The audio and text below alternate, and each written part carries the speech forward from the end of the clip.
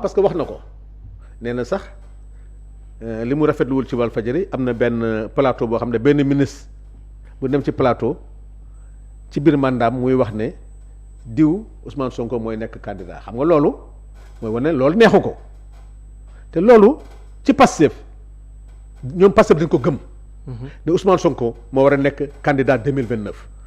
loolu moom ku ko nar a dindi ci militant Pastef wala sympathisant Pastef di nga am problème parce que loolu mooy li Pastef gëm mooy li président Diomaye doon wax tey loolu ñëpp gëm ko ne Ousmane Sonko président Ousmane Sonko mooy nekk en 2029 le candidat 24 loolu nag 2029 loolu nag bu ko président Diomaye nara mettlu wala ku ko wax ci gouvernement bi wala DG décret bi daanu loolu bu keroogee dina yàqal Sénégal lu bëri. D'accord. moom moo war a ut beneen situation boo xam ne dina génn xam nga Babacar dëgg bi dañ ko waxul. dëgg bi lan la. dëgg bi mooy président Diomaye ñi ko dugal ci lii ñoo ko war a bàyyi mu dellu ci këram.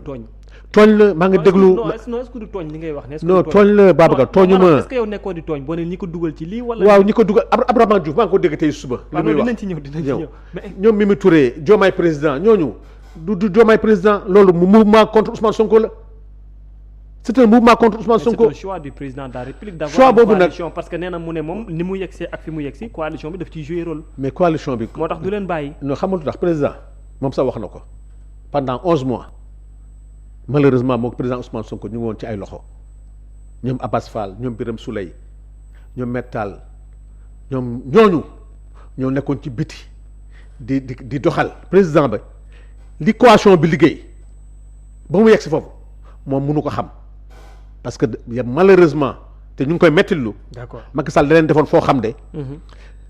ñoom mënuñu woon agir donc ñoom Amadou Ba ñi nekkoon ci biti.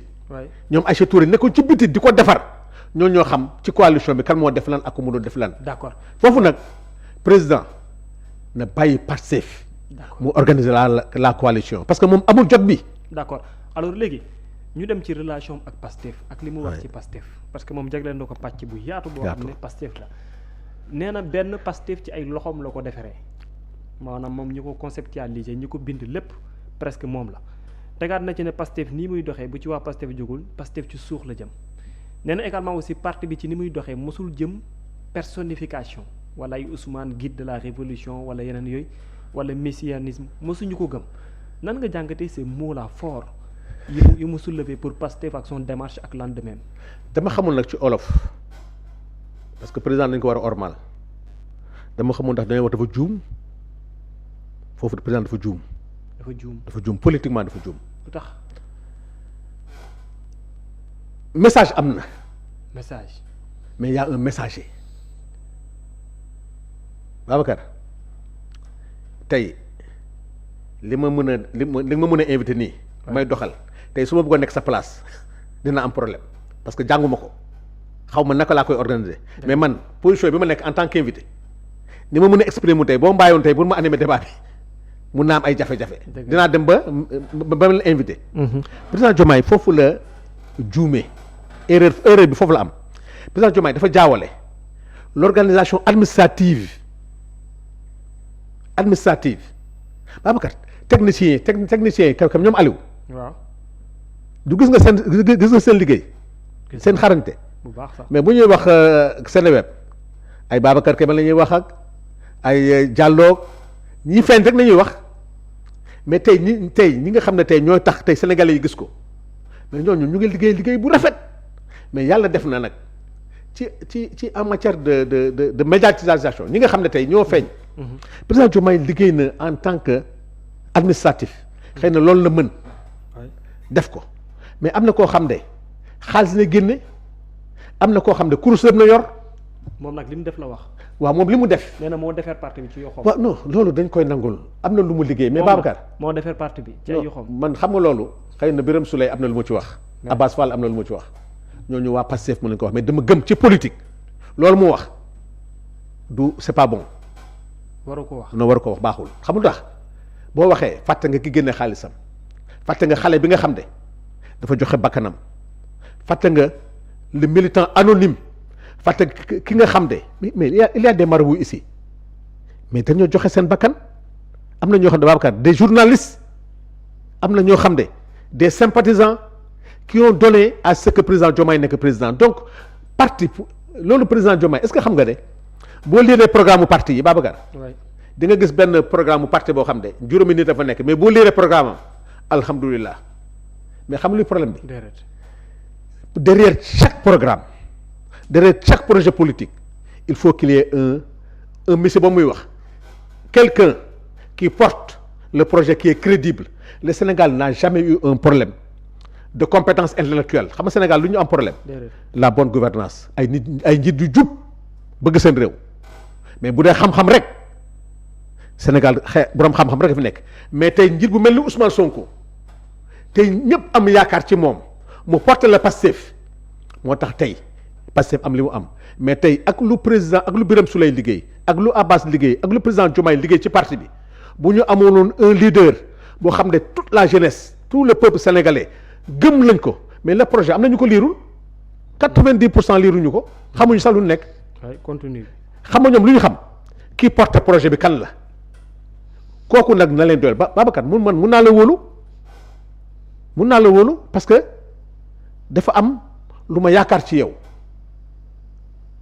mais xëy na am na keneen donc yow mi nga xam ne yow la ñu wóolu moo tax ñu adhéré am na ñoo xam ne il ferme les yeux am na ñoo xam ne bu Ousmane Sonko waxee du ñu déglu sax Ousmane Sonko fi ne jóg na gars yi tëgg leen casserole yi ñëpp gën Sénégal di casserole tey le président Diomaye bi ma jox tout le respect qu'il faut mu wóor na ko ne bu wóor Sénégal yi gën leen tëgg leen casserole gars yi duñu génn parce que yàlla may ko aura boobu tey li mu naan bu ñu personnifié mais personnification moo tax ñuy wax Diomaye mooy Sonko mooy Diomaye. lu koy expliquer. parce que pour ñu mën a jaay président Diomaye il faut nga dugg ci Ousmane Sonko kii doy na ma comme que yéen maa leen doy man kii doy na ma voilà la personnification président Diomaye war na xam de li tax ñuy wax Diomaye mooy Sonko. parce que nit ñi président Diomaye Sonko moo leen doy président Sonko ne comme que man doy naa leen man aussi président Diomaye doy na ma moo indi Diomaye mooy Sonko donc la personnification président war ko la personnification moo tax bi président Sonko toogee ci prison ne tel dem leen jël fiche pourtant am na ñu mu bàyyi. waaw am na ñu mu bàyyi neewul Aïcha Touré dama jël fiche neewul Cheikh Thioro Mbacké dama jël fiche mais ñi mu tànn y a même pas eu de débat bi mu paree dafa ne teg naa sama loxo ci président Diomaye tegu ko ci texte tegu ko ci règlement intérieur tegu ko ci statut ci doylu bu ko Sénégalais yi doy ba pare nag mu ne leen parce que kii mooy man te man maay moom. kon voilà la personnification. voilà li nga xam ne Pastef dans son organisation interne. mu doy leen ko président Abdoulaye Wade dañoo xëy rek. mais le nouveau bureau politique là mais président Ousmane Sonko leen tànn. ñoom Bassirou Kébé. mais kenn waxul am na ñu tànnul am mérite mais ñooñu ils sont tous contents donc président Diomaye loolu bu mu ko remettre en cause parce que loolu mooy force Pastef tant que président Diomaye il a Ousmane Sonko comme premier ministre bu ko neexee 5 ans yii mu tëdd nelaw xam ne dara du ko jot voilà la chance du président Diomaye te loolu nag nit ñi xamaluñ ko loolu dañoo waroon xam ne tey président Diomaye tey boo amee chance am un président Ousmane Sonko boo xam ne yow le projet politique que tu portes nga wax gëm ko ne Pastef nga c'est le projet Pastef boo xam ne président Ousmane Sonko moo ko porté lu mu laaj sénégalais yi jox ko kooku boo ko amee doo ko wecc ak Abdourahmane Diouf doo ko wecc ak Mimi Touré. nee na fi gars yi jëm nii ci pax lañ jëm. parti bi ci suux la jëm. non président n'est pas informé. ah non pas informé du tout.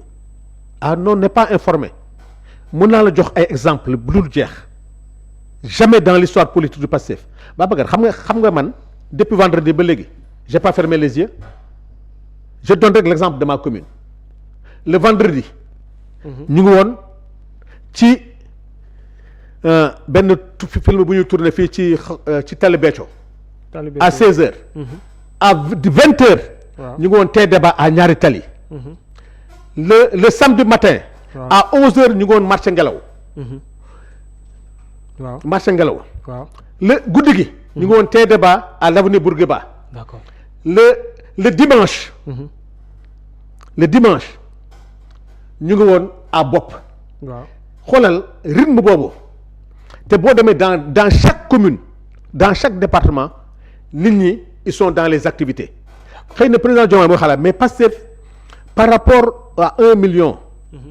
ku nekk yaa ngi ci terrain bi Pastef li tax muy yàgg ci pouvoir bi xam mooy lan. déedéet l'action gouvernementale lan na gouvernement bi di liggéey ba loolu Pastef mun ko capitaliser en gain politique bu demee ci tee débat dañ ñëw ñooy def fii on a renégocié les contrats on a fait des routes on a fait des ponts on a enlevé les tabi loolu mooy tax Pastef di yàgg ci gouvernement mais bu dee travail de terrain rek. waaw Pastef non est seul sur le terrain. moom kay travail terrain bi nee na leen li ngeen di wuti nii sax ba moytul du ngeen ko am nee na leen 1 million de cartes yi ñuy wax nii sax ba moytulee sax mën nañu fa bañ a parce que defoon nañ fi objectif 500 000 cartes mais mënuñu ko woon am déjà ku nu mel ni ne ancrage politique bi ngeen di wax yéen sax da koy remettre moom en question. waaw moo tax ma ne il n'est pas informé xam nga maa ngi lay limal léegi benn commune boo xam ne rek man kenn du ma ko nettee dem naa fi. ndax mënul am raison ci kenn. non mënul am raison parce que président erreur bi mooy li ko waa Diomaye président di gëmloo Pastef est sur le terrain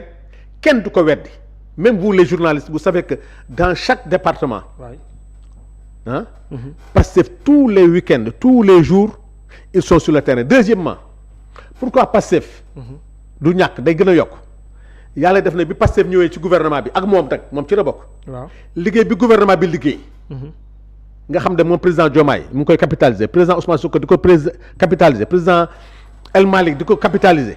Pastef di ko capitaliser loolu mooy tax Pastef di yàgg dans le pouvoir parce que bu waxee loolu day mel ni l'action gouvernementale bi nga xam ne moom mooy le président Ousmane Sonko nekk premier ministre président El Malick assemblée dem te loolu ñu ngi koy jëmmal Sénégalais di gis révolution bi kon président Diomaye na xam de.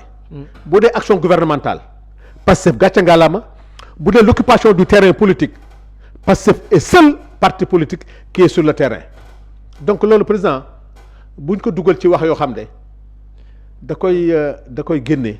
gis naa sànq Aljuma Sow nee na bi président waxee bu noppi réaction yi mu jur mooy wane rek ne biir Pastef y a une très grande crise boo xam ne on doit le gérer autrement. mais crise bi benn rek la.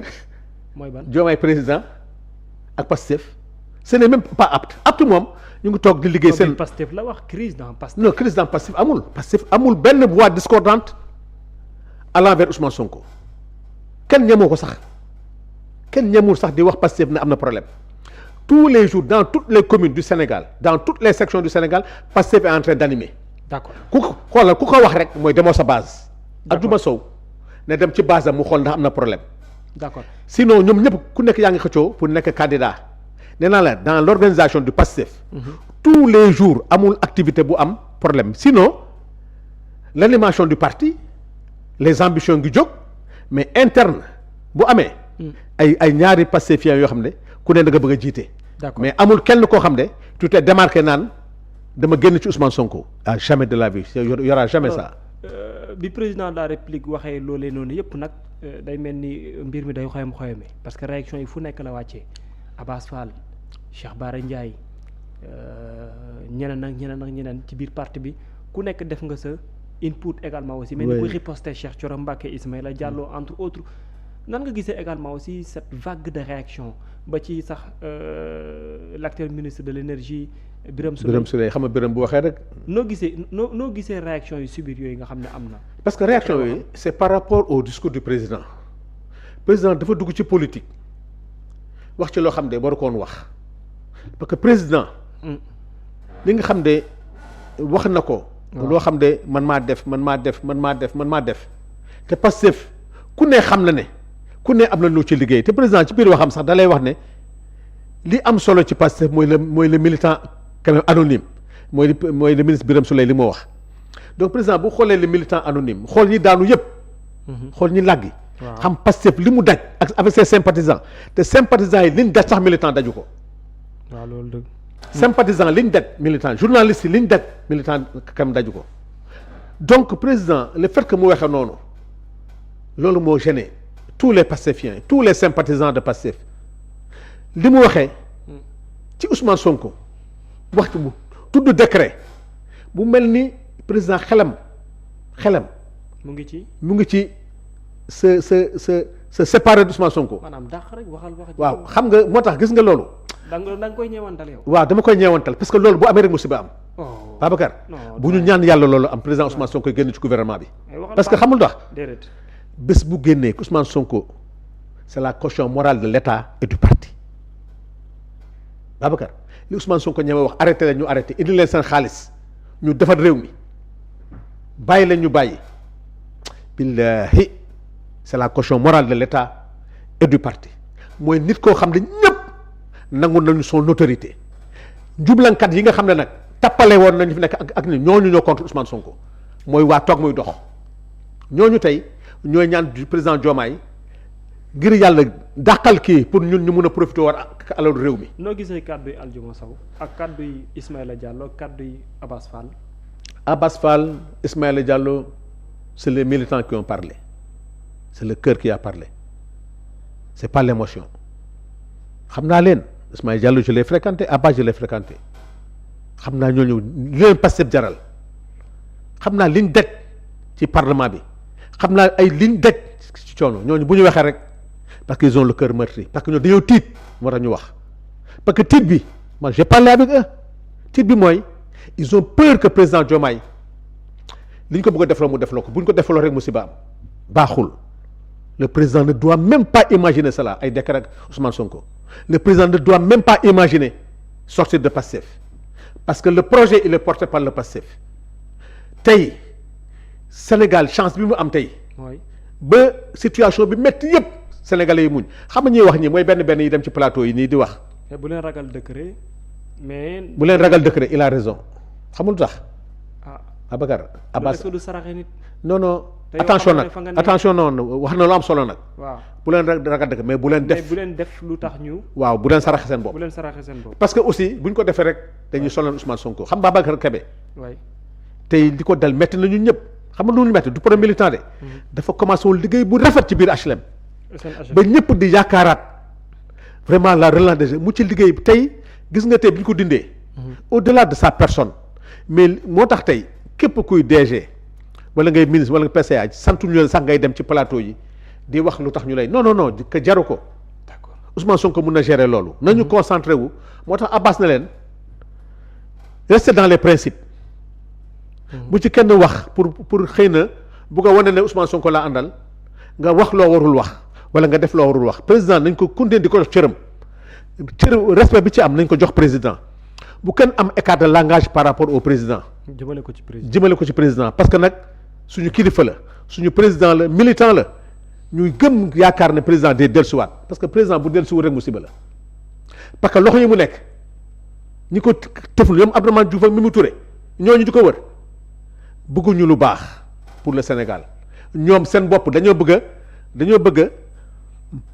combat bi nga xam ne c'est le Pastef qui l'a gagné ñoom ñu bàyyi leen ak waa APR yi ñoom ñu égali mandat bi mais ce serait catastrophique pour le pays Pastef xeex ay nit daanu ba def 2 ans de mandature nga ne président Diomaye dàqal waa Pastef ñun ñu égali mandat bi égali bi mooy lan mooy tong-tonga alalu réew mi ñu war leen for yéen ñëpp ñu for leen rek yóbbu te yéen a wax ne tey nañu dàq waa Pastef dàq Ousmane Sonko bi nga xam ne mooy yaakaaru Sénégal tey nga nekk loolu président Diomaye ngir yàlla na génn ci loxo yooyu dellusiwaat ci këram Birame Souleye wax na ko de nee na président na dellusiwaat këram fa la doole ji nekk këram fa la yaakaar bi nekk këram foofu na engagement patriotique bi nekk président Sonko lu mu wax démb que la jeunesse de JPS. mais nee na mois ji. bien vrai ndaw ñi la doon waxal mais ñu bari dañ jàpp ne ay pic la contre le président mais ñu bari jàpp aussi ne tout son discours était dans le mois.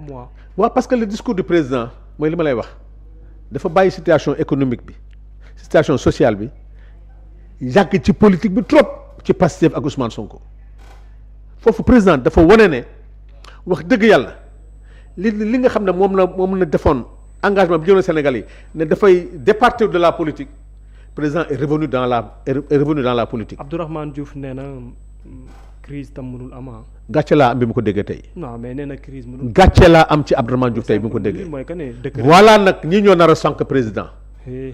doyen. non Abdourahmane Diouf j'invite un débat man ak moom pour wan ko li mu wax yëpp du dëgg ñaanam yàlla fii Seneweb j'invite Abdourahmane Diouf ici sur le plateau de Seneweb ma démontré ko ne mu ngi yàqal président mu ngi yàqal réew mi te li mu wax dara du ci dëgg Abdourahmane dit que ay majorité diomayien loolu mu nekkee un président qui se démarque de la politique ñu dem élection législative conduit par Ousmane Sonko mu gagné. parce que l'objectif c'était de soutenir le président dans ses projets de loi. Où sont là non où est la séparation du pouvoir où est la séparation du pouvoir Sénégalais yi dañoo mujj a wax ne assemblée boo xam ne tàccu rek na fa nekkee loolu Sénégalais yi xeex nañ ko ce n'est même pas les hommes politiques que assemblée bu mu nekk chambre d'enregistrement tey pour la première fois de l'histoire politique tey l'Assemblée nationale gi auditionné des ministres du gouvernement moom mi il a été auditionné xam na ndax assemblée bi comme wii la c'est une assemblée responsable tey di ministre Pastef yi di daj assemblée moom xam na ne ko aucun ministre du gouvernement mosu ko daj tey ñu ngi laaj ministre yi des comptes tey xam na ne assemblée nationale président El Malick mu ngi def loo xam ne tey kenn mosu ko def ci réew mi assemblée bambulaa la woon tey. mais nee na mu ne seen proposition de loi kenn xamul lu mu doon d'autant plus mënoon ngeen ko am ci projet de loi président de la République. pourquoi daanu na moo tax ma bëgg débat ak moom daanu na parce que li mu xamul mooy assemblée nationale 14e législature Babacar indi naa ko fii ci yow ñun ñoo porté woon la réforme des articles 29 et 30 et 57 boo xam ne même président Diomaye ci la bokkoon loolu Guy Marius Sagna en 2022 tey loolu nekk ci programme législatif biñ ko jëlee ne dañ ko indi assemblée nationale président Diomaye ne day def comme dialogue ci la assemblée nationale bàyyi Abdourahmane Diouf li mu war a wax ñoom ñoo dugal président ci erreur bi mu dugg ci ay affaire avant projet parce que président Diomaye moo wax en décembre que ne dina indi assemblée nationale les réformes yi nga xam ne moom la defoon ci parti politique yi ci code électoral bi ci justice bi assemblée surseoir à la proposition de loi di xaar le projet de loi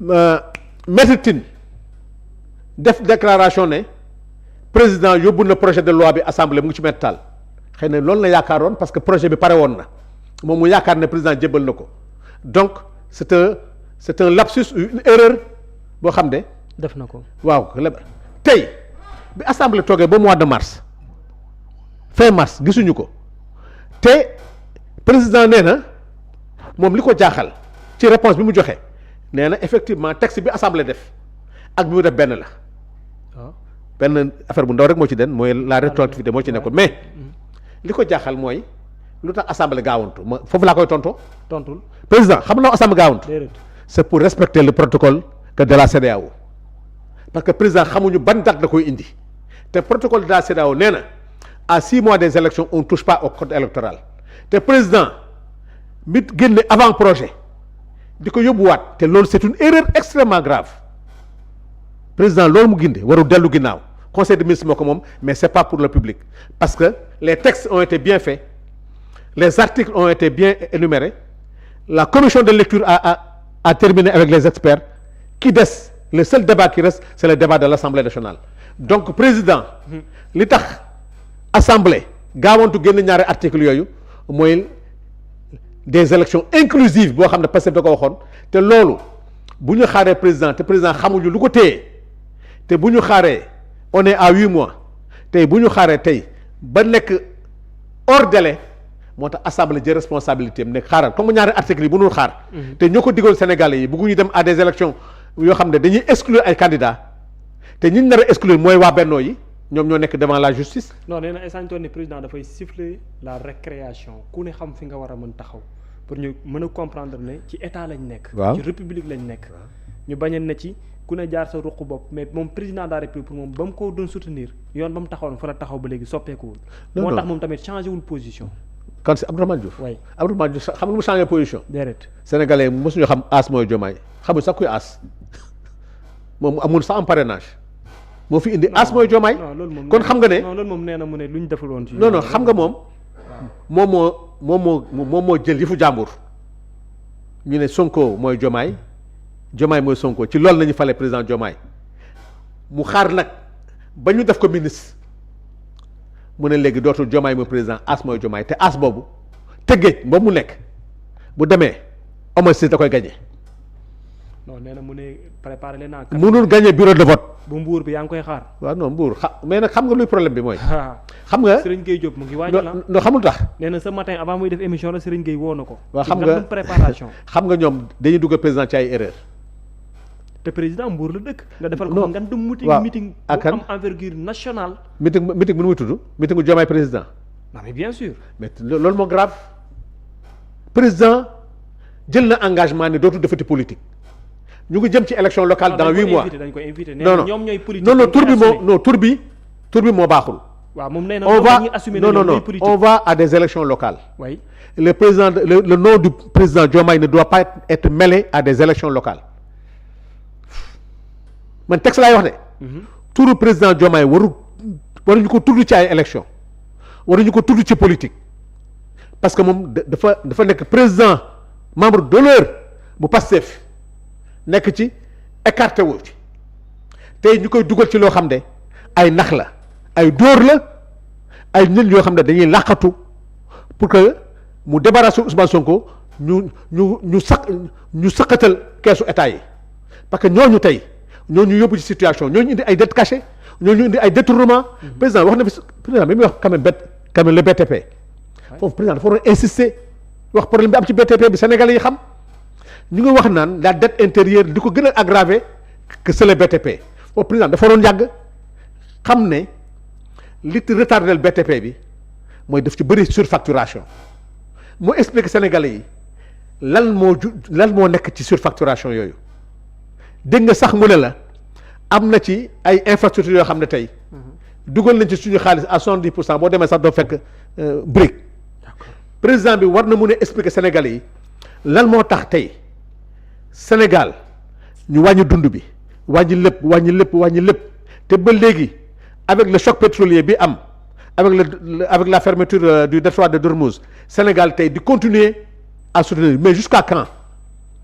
expliquer préparer peuple sénégalais président war na mun a xam ne maa ngi dégg Abdourahmane wax na ko nee na bu neexee ñu ne président Sonko mais mun na xare ñu ne président Diomaye mais wàllum justice nee na Diomaye ngeen koy jiiñ leneen bu ñëwee ngeen ne renégociation ngeen ne Ousmane Sonko la bu naqaree daal Diomaye bu neexee daal Diomaye Ousmane Sonko. lan moo gën a métti ci régime bu président Diomaye bi la tache noire xam nga lan la. déedéet l'étudiant qui est mort comme à l'université c'est pas la tache noire kan moo ko assumé du président Ousmane Sonko c'est président Ousmane Sonko moo ko assumé ne man maa joxe ordre d'accord man maa ne woon bu leen def lii bu leen def lii kon li gën a métti ci Sénégal président Ousmane Sonko da ko assumé. bi amee problème agricole bi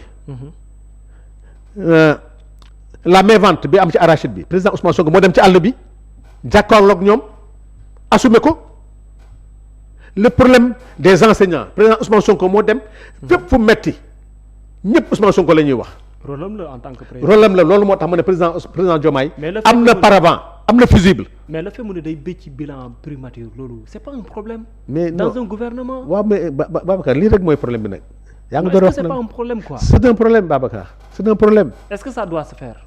Babacar tant que Ousmane Sonko nga koy gérer président Diomaye dafa toog rek seetaan gérer diplomatie. non j'ai dit est-ce que ça doit se faire. waaw parce que. un premier ministre buy joxe bilan alors que le président est là. parce que dañoo xam président bi kat président li mu wax la kat président bu demee ba tudd décret te yàlla xam ku ne waajal sa bopp.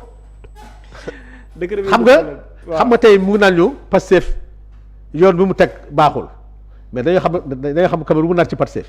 d'accord kon ñun que nañu waajal parce que mais bi ma wax ak benn kilifa avant ma ñëw dafa ma leen sam lu ñëw waajal. parce que président li mu wax bay tudd décret. te ñun ci loolu rek mooy man boog wax dëgg yàlla. loolu mooy la tache noire. d'accord alors. waaw d'accord alors ñu daanelee ci poñ bi.